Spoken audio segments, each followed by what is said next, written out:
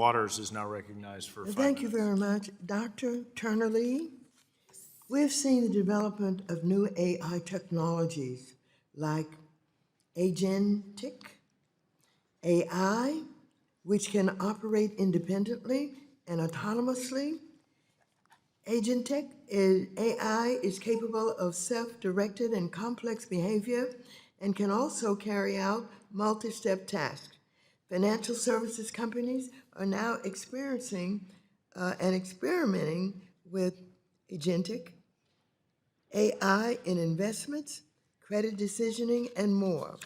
However, I'm concerned about the new scale of risk and vulnerabilities from all of this.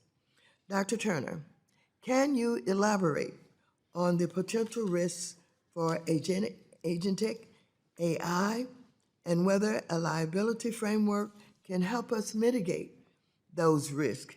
Who's responsible for the actions of an AI agent if something goes wrong?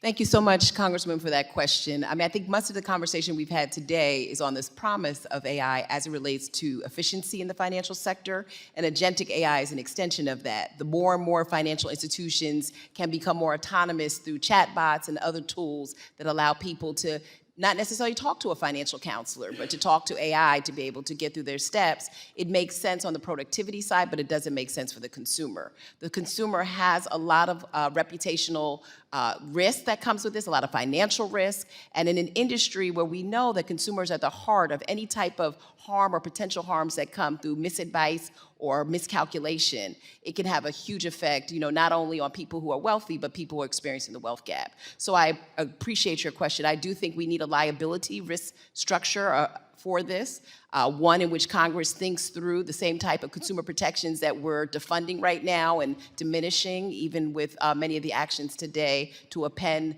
those regulatory agencies like the FTC and the CFPB. As we move into agentic AI, without those guardrails and the ability of states in particular to control how people respond to this new technology, it is actually going to go further than we can catch up with it. Wow.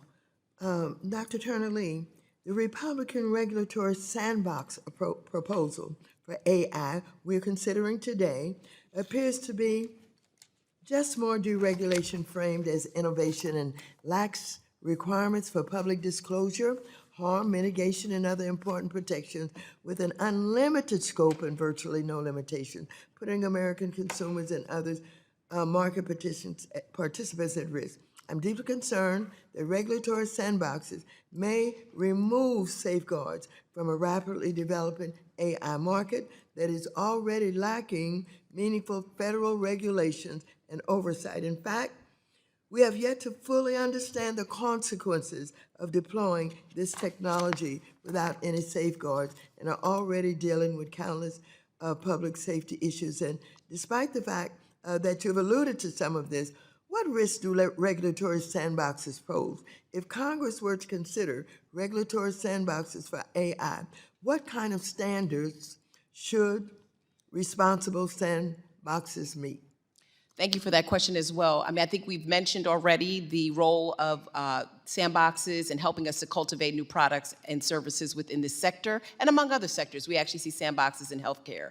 The challenge is, without the right variables that we're actually constructing to make sure they're safe, ethical, fair, inclusive, as it's been mentioned, Sandboxes will turn out to be an exceptional exploitation of consumers. And what that means is, without any guardrails, which the AI Action Plan is suggesting there should be modifications, there should be waivers, we really need Sandboxes to be very transparent. We need clear goals and questions of what it's trying to solve. We need protections against consumers who are part of those sandboxes to ensure that any harm that they face is, there's retribution for that as well.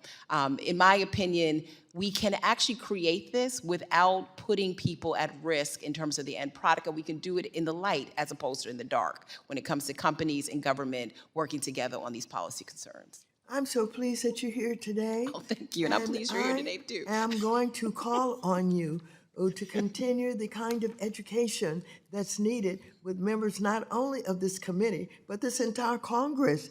And I'm particularly concerned about the possibility for a wrongdoing the possibility for discrimination, all of that. And I want to learn more about the databases that are being used and how they are, significant in determining the outcomes. Yes. Thank you so very much. Thank you.